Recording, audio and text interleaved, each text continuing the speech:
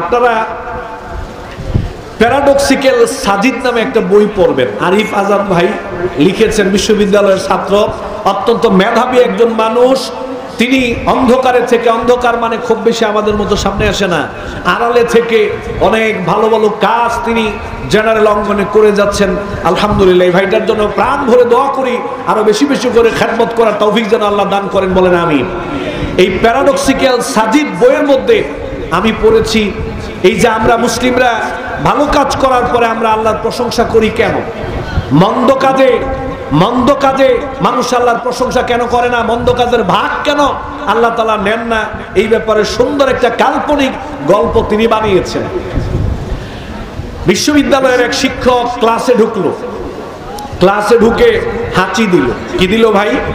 হাঁচি দিল। হাঁচি দেওয়ার পরে সে আলহামদুলিল্লাহ বলল। তখন মুসলিম ছাত্রছাত্রীরা বলল ইয়ারহামুকাল্লাহ। কি বললেন? ইয়ারহামুকাল্লাহ। তো বিশ্ববিদ্যালয়ের শিক্ষক বলল, আমার একটা জানার বিষয়, এই যে মুসলিমরা হাঁচি দিলে আলহামদুলিল্লাহ বলে, আমি হাঁচি দিলাম আলহামদুলিল্লাহ বললাম, তোমরা ইয়ারহামুকাল্লাহ বললা, এটা বলার কারণ কি? তো বিশ্ববিদ্যালয়ের একজন শিক্ষক দাঁড়ায় বলল, ঘটনা কাল্পনিক। উদাহরণস্বরূপ বিশ্ববিদ্যালয়ের এই ক্লাসের একজন শিক্ষক দাঁড়িয়ে বলল যে স্যার, আলহামদুলিল্লাহ বলি এই কারণে, হাঁচি দিলে আমাদের অনেক উপকার হয়, এটা আমাদের ব্রেনের জন্য, মাথার জন্য, স্বাস্থ্যের জন্য এটা অনেক উপকারী, এই জন্য হাঁচি দিলে আমরা আলহামদুলিল্লাহ আল্লাহকে ধন্যবাদ জানাই, আল্লাহর প্রশংসা করি। নাস্তিক শিক্ষক বলতেছে, আচ্ছা তোমাদের আল্লাহটা কেমন আল্লাহ?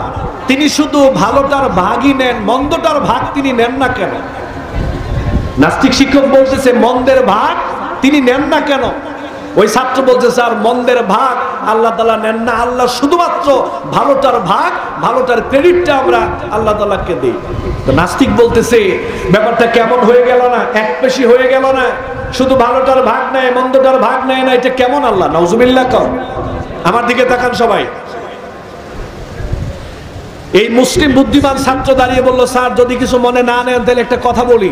বলছে, আচ্ছা বল, কোনো অসুবিধা নাই। মুসলিম ছাত্র বলল, স্যার ধরেন আটলান্টিক মহাসাগরে একটা বিশাল বড় জাহাজ ডুবে গেল, কথার কথা 1000 যাত্রী নিয়ে।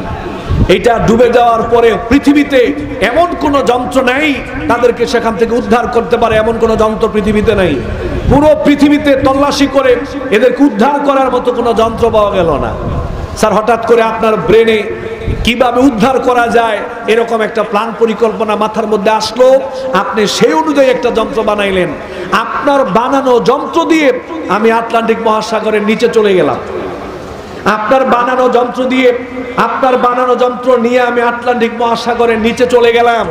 ওই নিচে গিয়ে 999 জন মানুষকে আমি জীবিত সেখান থেকে উদ্ধার করে নিয়ে আসলাম আপনার বানানো যন্ত্রটা দিয়ে।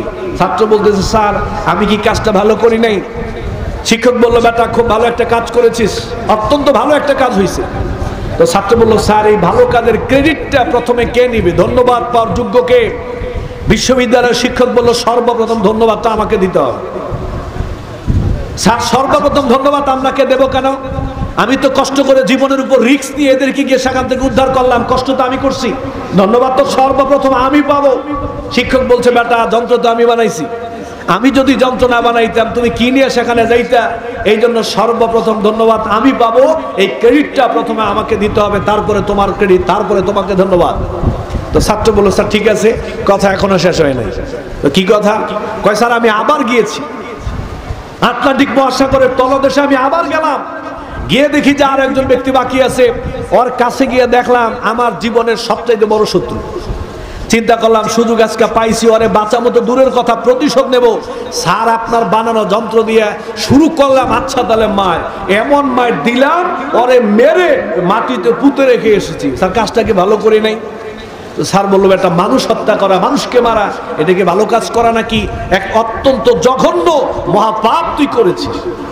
তো ছাত্র বললো, স্যার এই যে আমি জঘন্য একটা পাপ করলাম, এইটার ভাগ আগে কে নিবে?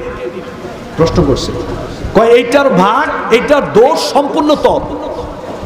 ছাত্র বললো, স্যার দোষ আমার হবে কেন? আগেরটার ক্রেডিট তো আপনি নিছেন, আগেরটার ক্রেডিট তো আপনাকে দেওয়া হলো, এখনকার ক্রেডিট আপনি না হলে অন্তত পক্ষে এইটার দায় বা দোষ প্রথম আসামি আপনি। তো টিচার বলতেছে না আমি আসামি না, আমি দোষী না। স্যার বানাইছেন যন্ত্র আপনি, আপনার বানানো যন্ত্র দিয়েই তো আমি কামটা করলাম। টিচার বলতেছে যন্ত্র আমি বানাইছি এই কথা সত্য, কিন্তু যন্ত্র দিয়া মানুষ মারার কথা আমি বলি। অতএব দোষ তোমার। আল্লাহ তাআলা আমাকে হাত দিয়েছে ভালো কাজ করার জন্য, এই জন্য আমরা যখন কোনো ভালো কাজ করি আল্লাহর সাথে সাথে প্রশংসা করি, আল্লাহকে ধন্যবাদ জানাই। কিন্তু হাত দিয়ে যখন কোনো অন্যায় কাজ করি, এই দোষ কি আল্লাহর? কথা কন না কেন? এই দোষ কি আল্লাহ? কারণ আল্লাহ আমাকে হাত দিয়েছে খারাপ কাজ করার জন্য। আল্লাহ চোখ দিয়েছে ভালো কাজ করলে আল্লাহ শুকরিয়া আদায় করি, কিন্তু চোখ দিয়ে খারাপ কাজ করার কথা আল্লাহ বলে নাই। এখন আমি যদি খারাপ কাজ করি এই দোষটা আমার, আল্লাহ। এই জন্য ভালো কাজে আল্লাহর প্রশংসা করতে হবে, মন্দ কাজে আপনি আল্লাহর প্রশংসা করবেন, আল্লাহকে দোষারোপ করবেন, আল্লাহ তৌফিক দিয়েছে বিদায় এই কাজ করছেন, এই কথা বলা যাবে।